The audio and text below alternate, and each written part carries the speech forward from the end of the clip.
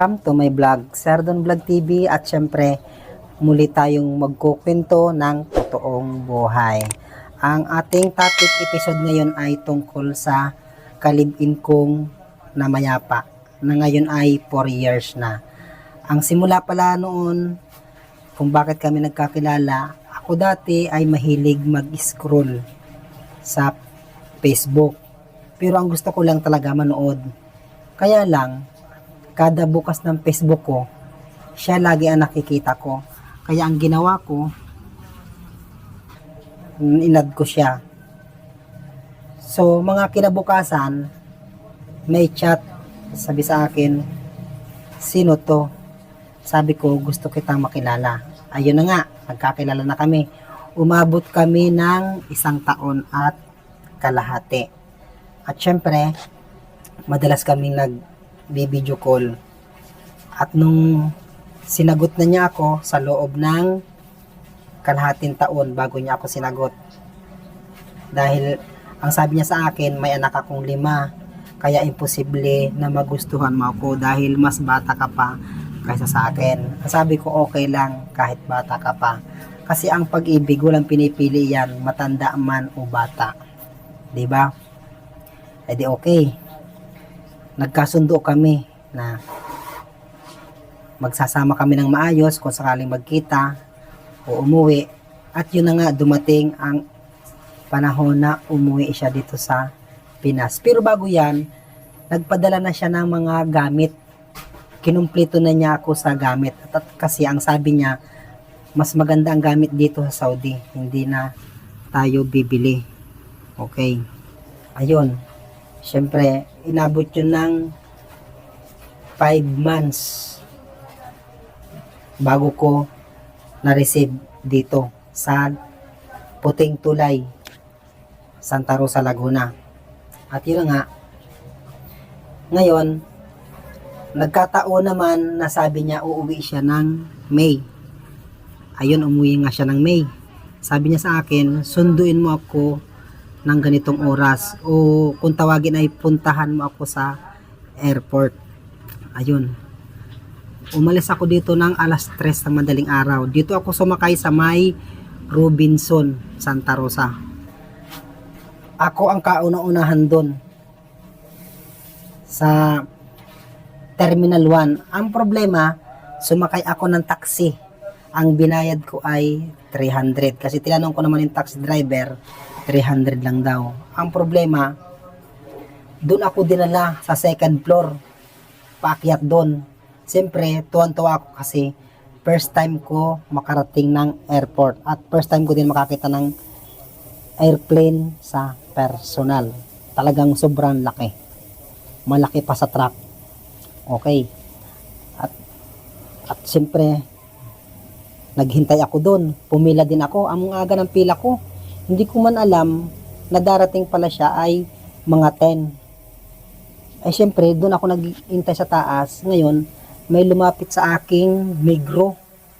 Tinatanong ako. Kaya lang hindi ko maintindihan kasi medyo mahina ako sa English. Tapos, pumila ako. May nag-aiyakan, may nag-ayakapan. Sabi ko, ano kaya to? Pumila din ako. Tapos, nagtanong sa akin yung nasa unahan ko. Sabi sa akin, Kuya, ano bansa po ang flight mo? Nagtaka ako. Sabi ko, ha? Bakit? Ay, ma'am, may sinusundo po ako sa Terminal 1. Ang sagot sa akin ay, Kuya, doon po yun sa baba. Yun. Okay. Hanggang sa umabot ng mga 10:00 na nga. Ng 10:00 ng umaga. Nakita ko, may mga, may dala-dala silang mga hangkeri. Mga nakasakay na yung mga hangkeri nila. May naiyak, may nakaway-kaway. Halos ang mga mukha nila ay pare-parehas kasi para silang nakataklob dito ng pang-Muslim. Ako naman nakaway din. Nakaway din ako. Kasi ang pagkakaalam ko, sa akin kumakaway. Tapos, yun. Nakita ko ang daming tumatawid. May sinusundo na doon. May dinadaanan ng sasakyan para sunduin. Tapos, Ang ginawa ko, ako naman ay nakaway-kaway din. Tapos nung wala nang kumakaway, yang tumigil na ako. Tapos nung nakatingin na lang ako kasi baka mayroon pang lalabas. Maya-maya, dun sa may likod ko, may nagsalita, sabi sa akin, yung, sinong hinihintay mo dyan? Sabi ko, may hinihintay ako galing ibang bansa. Tapos talaga, oo, sabi ko, hinihintay ko. Tapos sabi sa akin ay, harap ka nga sa akin. Pagharap ko, siya na pala yun. Bigla kami nagyakapan. Ayun, kinis ko siya, niyakap ko siya ng mahigpit kasi first time namin na magkita. Sa madaling sabi, diretso na kami ng Hill Puyat. Sasakay na kami ng taxi. Tinanong ko yung taxi, pag hindi daw sa expressway, 600. Pero kung sa expressway daw, 700. Ayun, pagdating sa Hill Puyat, sumakay naman kami ng bus papunta rito sa Balibago. Problema, basang-basa kami. Baha sa Balibago. May bagyo nun.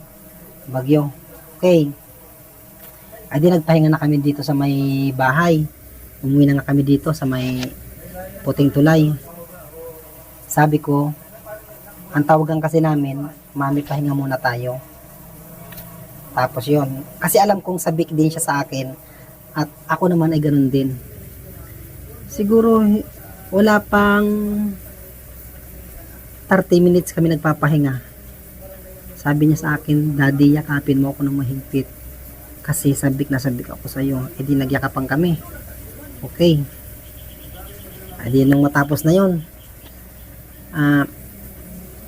madalas niya akong kinikis bago matulog. Tapos pag naman ako papasok, maaga siyang gumigising, nagluluto, lahat-lahat. Tapos naman pag ako naman ay pauwi na, nagchat-chat siya sa akin kung, Daddy, pauwi ka na. Sabi ko, pauwi na ako. Sinasalubong na niya ako dun sa kalsada. Sinasalubong na ako niya sa kalsada ng umaga dahil panggabi ako nun. Tapos, sabi sa akin, nakaluto na ako. Hindi, okay, tuwan-tuwa ako. At saka, pagkatapos namin kumain, nililinisan niya ang buong katawan ko. Ganun siya kabait at kalambing. Tapos, nung ako naman ay pang umaga, pagdating ko naman ng hapon, siya ay laging nakaligo. Nakasuot na siya ng dress. Tapos, pag matutulog naman kami sa gabi, ang gusto niya lagi, nakahubad ako, nakaboxer lang, ayaw niya ako nang dadamit. Ganun siya kalambing. Tapos, lagi niya akong binubunutan ng bigote, ayun, ganun. Tapos, sa tuwing maliligo kami, tinututbarsan niya ako. Tapos, sinusuklihan niya yung buhok ko. Kaya kung makikita ninyo dati, yung mukha ko sobrang puti. Dahil yun, may nilalagay siya dito, pinapahid. Parang pinapatay niya yung mga itim-itim dito sa sa mukha ko. Ayun, napaka-sweet niya, napaka-sweet. At pag naman kami ay mamasyal sa SM, nagtatago-taguan kami noon. Ayaw na niya magluto sa bahay. Ang gusto niya, kakain lagi sa mga mall. Ang kagandahan, dahil kinumpleto niya ako ng gamit, ayun. Tapos, minsan nag-uusap kami, sabi niya sa akin, Daddy, kung sakaling mawala ako, mag-aasawa ka pa ba? Sabi ko, hindi ko masabi. Yun ang sabi ko. Tapos, pag matutulog na kami, ang gusto niya, lagi siyang minamasad sa katawan, buong katawan, gusto niya minamasad kasi ang sarap daw niya matulog. Yun ang sabi niya sa akin. Kami ay nagsama lang, nasa 5 buwan lang. Kung panoorin niyo yung video na ginagawa ko kung gaano kami mapagmahal sa isa't isa. Tapos yun, Sa madaling sabi, mayroon siya ditong kaibigan. Ang pangalan niya si Ruby. Ang pinagtataka ko kung bakit lagi siyang nataya sa waiting. Yun pala, nung mawala siya, nung umuwi na siya ng Jinsan, ang sabi sa akin ni Ruby, lagi daw na naginip na maraming kandila sa palibot niya. Tapos yung mga kabaong daw ay sumisirko. Yun muna ang una kong sinabi sa inyo o kwento. Pero ang totoo nun, bago ko siya ihatid, ang sagot niya sa akin, Daddy, may regla ako, pwede kaya ako magbiyahe.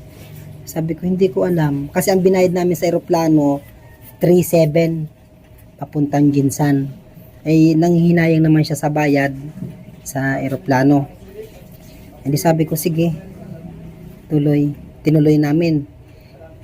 Hinatid ko siya ng umaga. Ang pinagtataka ko lang, nung ihatid ko siya ng umaga dito sa may Robinson, Santa Rosa, terminal dito ng Terminal 1, Terminal 2 hanggang Terminal 3 ng bus papuntang airport. Hindi siya naimik, hindi rin siya sa akin natingin. Lagi siya nakatingin sa malayo. Yan po ang totoo. Lagi siya nakatingin sa malayo. Hanggang sa pagbaba namin sa may Terminal 1 at pag-akit namin sa may 3rd floor, para siya nagmamadali. Ako yung may hawak ng papel para ibigay dun sa guard na katunayan na siya ay magpa-flight na papuntang Jinsan. Hindi na siya nagbabay, hindi na siya nag-I love you sa akin kahit isa. Ayun. Tapos, ang sabi naman ng mga bata, kakaiba daw ang mukha ni mama nila, maputla daw na maputi. Tapos, mga ilang araw, tuloy-tuloy daw yung pagdudugo. Hanggang sa, ang nangyari, tumawag sa akin, sabi sa akin, Daddy, nasa hospital ako. Sabi ko, bakit? Nawalan ako ng malay. Yun ang sabi sa akin. Yun, mga ikalawang araw, may kandila na yung profile nila. Ang sagot sa akin ng mga bata, wala na uncle si mama. Patay na. Ang naging sakit niya po, sa madaling sabi, ay hemorrhoids. Yung hindi na naampat ang dugo. Kasi, nung dinudugo daw yon hanggang sa maubusan at nasa ospital na nga, ibinili ng dugo 5 na bag. Kaya lang sabi ng doktor, hindi na yan aabot. Wala na ang mama ninyo. Ayun. Sa madaling sabi, yun na nga, nung nasa kabaong na, wala din akong kapira-pera nun. Nanghiram ako kay mama ng 20,000. Ngayon, pinipilit ako ng mga anak ni Lucille nung nakalibing ko na, Uncle, pumunta ka dito kahit huling sandali ni mama, makita mo man lang. Sabi ko, yung pamasahe ko sa eroplano, padala ko na lang sa inyo para pandagdag pambili ng hollow block o kung ano pa yan. Yun ang sabi ko sa mga bata. Ayun. Sa madaling sabi, 4 na taon na mahigit na patay na ang kalibing ko, ni hindi ko pa siya nadalaw o napuntahan. Kaya siguro ginawa ng paraan ng Diyos na makita ko siya sa langit. At totoo pala na ang kaluluwa ng tao ay nagsasalita. Kasi ang sabi niya sa akin, Daddy, malungkot dito. Ako lang mag-isa dito. Kaya siya niyakap ko. Tapos ang sabi niya sa akin, paano pa ako babalik sa'yo. Kasi sinabihan ko siya, balik ka na sa akin. Ang sabi niya sa akin, paano pa ako makakabalik sa'yo, bulok na ang katawang lupa ko. Sa langit, malakas ang sikat ng araw, puro bulaklak, kung tawagin na luntian, napakalawak na parang nawalang katapusan. Ang tao pala, kung anong oras ka namatay, yun ang magiging araw mo habang buhay. Hindi maggagabit hapon. Kung umaga ka namatay, mananatiling umaga. Kung hapon ka namatay, mananatiling hapon. Kaya siya alas 3 ang hapon namatay.